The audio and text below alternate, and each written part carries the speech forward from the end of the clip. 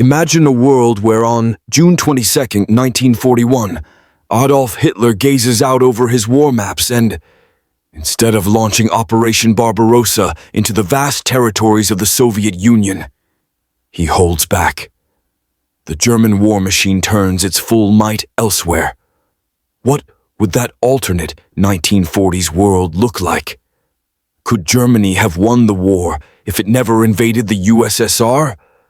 Join us as we simulate a realistic alternate history, a 9-minute dive into the what if that changes everything. It's early 1941. Germany has stormed across Europe, Poland, Denmark, Norway, the Low Countries, France, all fell in quick succession. Hitler stands at the peak of his power. The Soviet Union signed the Molotov-Ribbentrop Pact with Germany in 1939, buying Moscow time. Hitler's generals are anxious. The big problem, if Germany invades the Soviet Union, it opens a two-front war, and historically that proved fatal. So in this alternate scenario, Hitler pauses. He deprioritizes the Eastern gamble. Instead, he channels resources into finishing off Britain, securing the Mediterranean, perhaps even shifting more effort to North Africa and strengthening the Atlantic U-boat campaign. With no Eastern front opened, Germany's army remains concentrated. The factories stay fed, the supply lines shorter, the winter ravages of Russia avoided. By late 1941, the United States still enters the war after Pearl Harbor, but Germany isn't yet fighting the Soviets. The Western Allies face a stronger, more focused German war effort. Britain's strategic bombing takes heavier punishments. German U-boats dominate Atlantic convoys longer. Without the massive drain of men and material in Russia, some historians estimated up to 2/3 of German casualties came on the Eastern Front. In the spring of 1942, Germany launches a large offensive against Britain's remaining strength in the Mediterranean, moving through Greece into the Middle East, linking with Axis forces in North Africa. With full force, they challenge British control of Egypt, the Suez, the oil fields of the Middle East. This opens Germany to resources, new fronts favoring their mechanized army. With the Soviet rear undisturbed, Germany avoids the logistical nightmare of the Russian winter. Meanwhile, the Soviet Union watches. Moscow feels uneasy. Without a German invasion, Stalin keeps his army massed in the west, wary of being attacked, but also entangled in internal purges and ideological rigidity.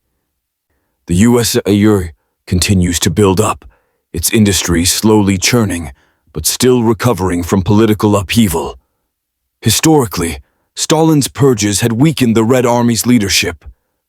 By late 1942, Germany has carved out a sizable empire. North Africa subdued, the Middle East under pressure, Britain under heavy siege. Germany uses its vast industrial base and supply chain, not yet overstretched by a Russian front, to push aircraft, tanks, U-boats into battle. Hitler never faces the grinding winter in Russia. His panzer divisions remain mobile. In early 1943, the Allies attempt to counterstrike, but they face a more unified Axis war effort. Without the Eastern Front bleeding Germany's forces, the Wehrmacht is stronger than in our timeline. The German economy continues to exploit conquered Europe, using labor, resources, and raw materials more effectively. Germany might even negotiate a truce with the Soviet Union, say a treaty where the USSR remains neutral or non-belligerent in return for some concessions or a division of influence. At this point, grand strategy shifts. Germany controls the European continent, parts of the Middle East. Britain is isolated. The US is bogged in the Pacific and struggling to get a strong foothold in Europe. The Allies are demoralized, without a decisive turning point like the actual defeat at Stalingrad or Kursk, which came largely because of the Eastern Front drain. Germany's next step: dominate Eastern Europe politically and economically while leaving the Soviet Union as a weakened power to the east rather than a victorious one. With no great legacy of Red Army victories, the influence map in Europe evolves differently. A massive Greater German Reich sits at the heart of the continent, stretching from France to the Ural Mountains, backed by satellite states and puppet regimes.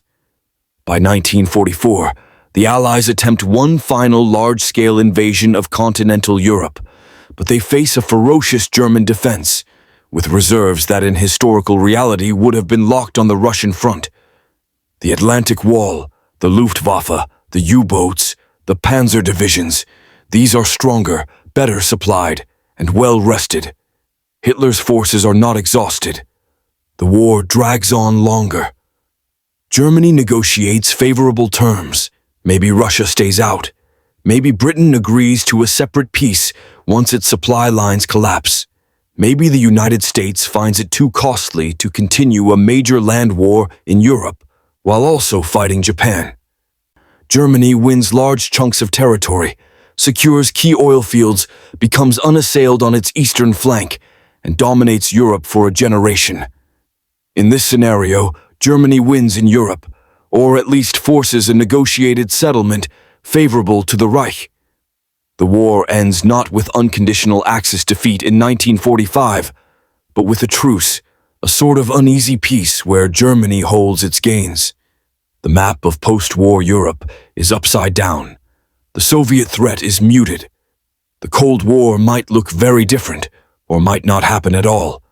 But let's be clear, the win here is not a total, eternal victory. Germany still faces massive challenges.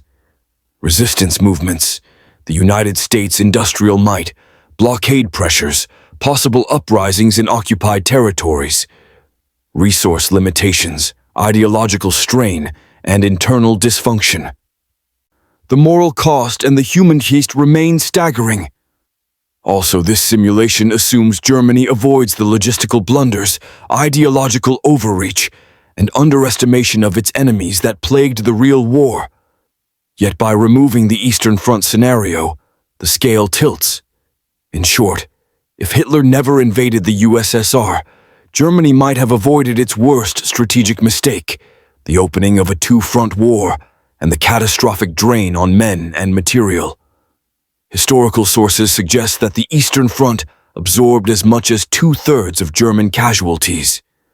With that burden removed, Germany could have concentrated on one front, exploited resources, strengthened its war economy, and pursued victory more effectively. The war timeline shifts. The outcome becomes plausible for a German win. This thought experiment reminds us that history is fragile, that a single decision, like invasion of the USSR, can change everything. It doesn't conclude that Germany would have certainly won. Many variables still remain, but it opens up a realistic path where victory becomes far more plausible than it was in our timeline.